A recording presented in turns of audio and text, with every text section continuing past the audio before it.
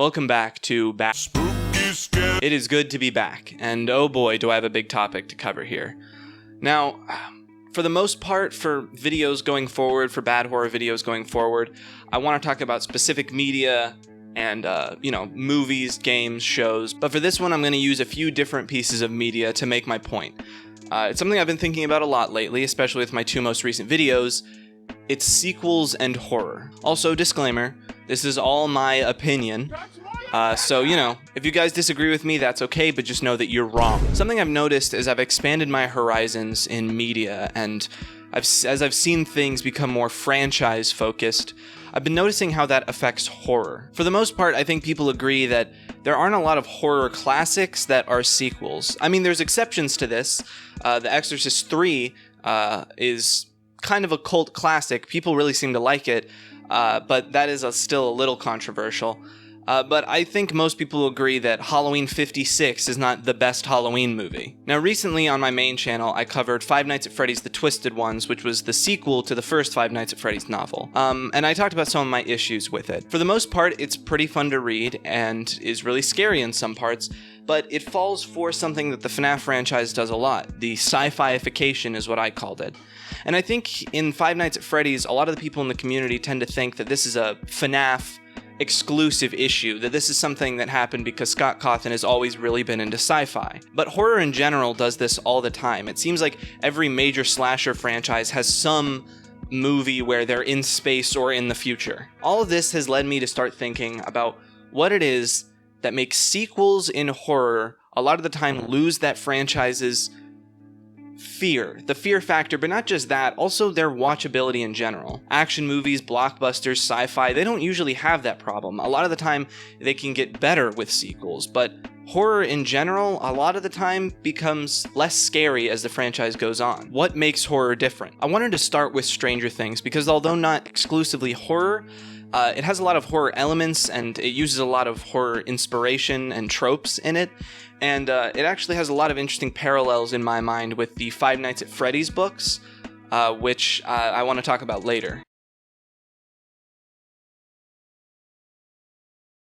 When I first watched Stranger Things, there was a lot of points where I was legitimately scared. Part of what makes horror scary is the ability to ground it in reality so that you really are immersed and care about the characters. Season 1 didn't show you the Demogorgon that much in the beginning and focused a lot more on building out these really realistic and well-written characters. Because the world and characters were so well done and grounded, as it started introducing the more unbelievable aspects like the Demogorgon and Eleven's powers and the Upside Down, you're invested enough to suspend your disbelief. What that means is, as the Demogorgon starts pushing through the wall or we catch glimpses of Will in this alternate reality, you're actually able to be scared instead of going, huh? After season 2, I was less scared. It was still fun and I enjoyed watching it, but I was less invested. It's understandable to, as you make a sequel, want to raise the stakes, and that's what they did. The writing of the characters was still good enough for me to have fun, and having Billy as a villain did ground it somewhat, but it definitely was a lot less scary as the scale increased. Season 3 became so cartoonish, it was hard to ever take seriously. It was almost exclusively carried on the backs of Steve, Justin, and that whole group, because at the very least they were fun to watch. But seriously, Mike and Eleven and that whole group was just uninteresting drama, and if you're trying to tell me that the Russian interrogation scene was any scarier than that Muppets, you're lying to yourself. And now it seems like with season 4, they want to raise the stakes even more. Now there's a million Elevens. And I know, Stranger Things isn't exclusively horror, it's just horror-inspired at times. So let's talk horror then. Segues are hard, so let's talk about Saw. A lot of people were legitimately scared of Saw 1. It's a horrifying idea that you wake up trapped in this room and are given a horrible choice in order to survive. But at this point, 8 movies in, the reputation for Saw is not a classic horror movie, it's the start of a franchise that is mostly not scary and just a gorer schlock fest. As the movies went on and on, their scale increased to the point of absurdity. There's really no way to relate to any of these situations because they're just too ridiculous. And I think a lot of that comes down to budget. Saw 1 had an extremely low budget, and so they were forced to keep its small scale. But then as it became popular, its budget expanded, so the natural evolution is to expand the scale. While low budget may seem like a limitation, I think for horror, it's actually an asset. It forces filmmakers to show the monster less and keep it grounded more in reality.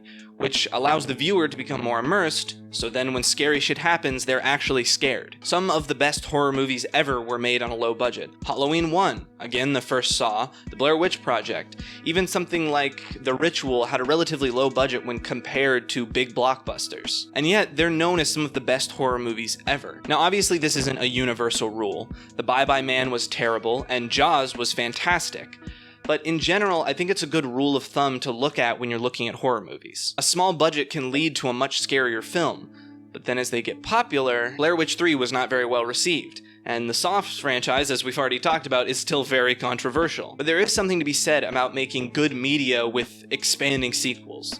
Slasher franchises like Friday the 13th, Nightmare on Elm Street, and Halloween have a cult following built around, not around really being scary, but around a horror theme. Of course, not all of the sequels have been good, but people keep coming back because of the iconic imagery, the horror aesthetic, the soundtracks, and the weird, goofy, wacky ways that the murderers find ways to kill people. You can make a good horror-themed movie without making it scary, as long as you're not trying to make it scary. People love the way these franchises use the horror aesthetic, but you'll be hard-pressed to find anyone who is legitimately scared by Jason Takes Manhattan.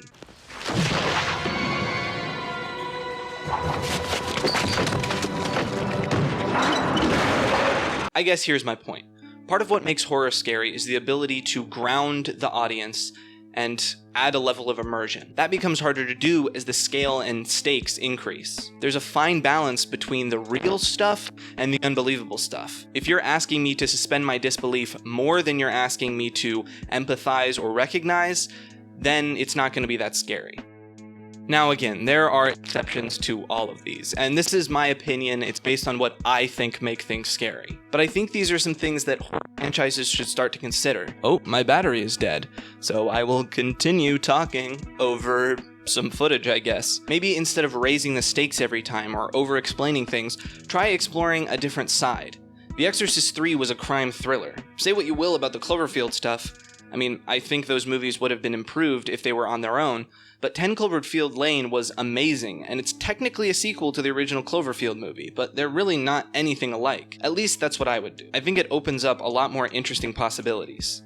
Thank you for sticking with this sort of long-winded rant. I promise there will be more jokes in the next one. Also, check out my Doki Doki Literature Club video on my main channel.